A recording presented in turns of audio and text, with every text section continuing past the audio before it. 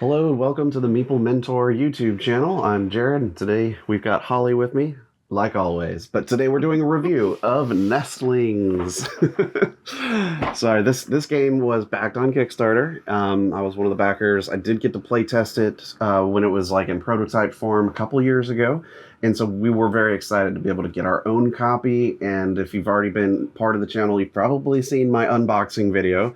And I did misstate something about where the dice go. So we'll cover all of that and what our thoughts of the full game are today, right here, right now. So Nestlings is a 1 to 4 player game, although I would say it plays best at 3 or 4 players. Probably 4 is the sweet spot.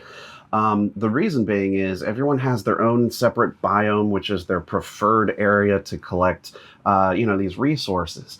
And the other thing is you want to kind of gain area control with the dice that you place. So the more players, the more interesting that becomes and the decisions made. I believe in a 2-player game, you do have to start using the AI third opponent mechanism in the rulebook. So it definitely is one of those that you want 3 or 4 people to have enough kind of interaction and competition for some of the areas, because you only get 5 dice for yourself to roll at the start of the round, and then what you roll is kind of where those dice are allowed to be played in one of the 4 major biomes. And as a preferred your bird type that you start with and the color that's associated with it has its own preferred biome, so it's kind of all linked together. But your dice are prioritized to roll your biome a little bit more. So there's a blank side to the die. There's at least one for all the biomes, but there's an extra side for your preferred biome. So that's kind of how they balance that and kind of help you get to the ones that you want most. Because as you collect the resources, which are these wooden colored discs during the game, if you collect ones from your biome, those can be actually fed to your nestlings, which are like 4 spots at the top of your personal board, and those will allow you to score points throughout the game based on the different color segments that you've placed in your resource wheel. So essentially, everyone has the opportunity to fill out this resource wheel of multiple colors, of multiple resources, i.e. different types of bugs and insects and things like that the birds eat. You get bonuses for completing one of the quarter wedges.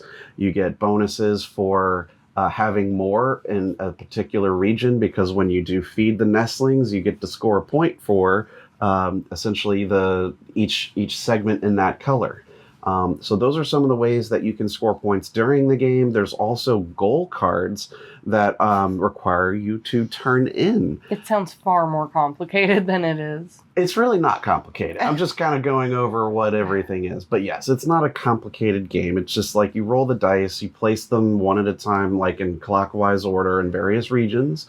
You can always place dice in the grassland center region, which kind of always it goes last in terms of resolution, because it takes whatever wasn't taken, and those people get to choose, from what's remaining of resources.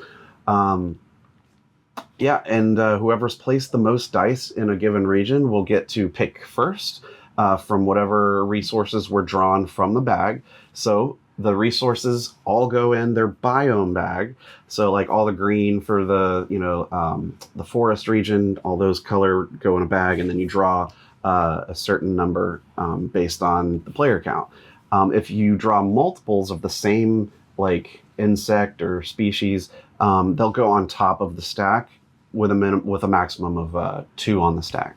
All right. So when you choose your options and we resolve those biomes, you're choosing the whole stack. So if there's just a bunch of singles, you have to just take the one. If you choose the doubles, the stack, then you get the whole stack.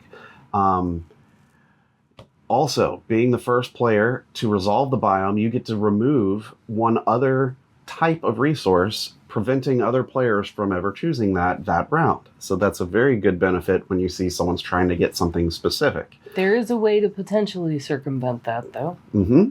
With these 2, you get a bird statue as your indicator marker, but also as one of your actions, you can pay 2 dice and take your bird and set it on a stack so no one can throw it away or take it. Yep. So always you have that option, essentially once per round, to spend 2 of the dice you rolled and like discard them to use your bird miniature or wooden token, depending on if you have the Kickstarter piece. But yeah, you cover up any stack. Sorry, guys. Any stack anywhere, and it claims it for you. No one can get rid of it that round. So that is one way to circumvent it. That's why I didn't recognize it from when we did the prototype. Yeah. Yeah, we all had different pieces of the that prototype. makes sense. Yeah, as a Kickstarter, plastic miniatures for the birds. Just fun for that mechanism, which is a very important mechanism. Because, anyway, you have a piece of some sort that you can use to claim said stack. Exactly. So you definitely want to get stuff from your own biome so that you can feed them to the nestlings and score points for segments in your color wheel. Also, the 2 points for feeding the nestlings. That's right. Just feeding them gives you 2 points each day. Now, if every time you collect a new kind of resource, and that's from any biome, you get to add that associated segment or wedge to your wheel. And that's where you're going to end up filling up this wheel. So while you want to focus you want to focus somewhat on your biome, but you also want to get like one of everything as much as possible. I never have. I haven't either. I've played this game like 5 times. I've never gotten one of everything. If you happen to get like, what is it, like, how many, 16? 15, maybe 6. No, I think it is, hold on, maybe 20. Might 5 be times 20. 4. So there's like 20 different things. If you get one of each of those during the game, you're going to fill out this wheel, and it's going to give you like 12 points at the end of the game just for doing that. That elusive 12 points. It is an elusive 12 points. But by collecting the resources that you can't feed to the nestlings, those go below your board and can be spent towards these goal cards that are laid out at the beginning of the game. And you just move your goal token towards the card and, take the benefit and the resources and the points. And there's, point tokens being passed out for all of this as you go. There's also a starting personal goal card, which has like 4 resources on it. And the sooner you can collect, each of those resources, the more points it'll be worth.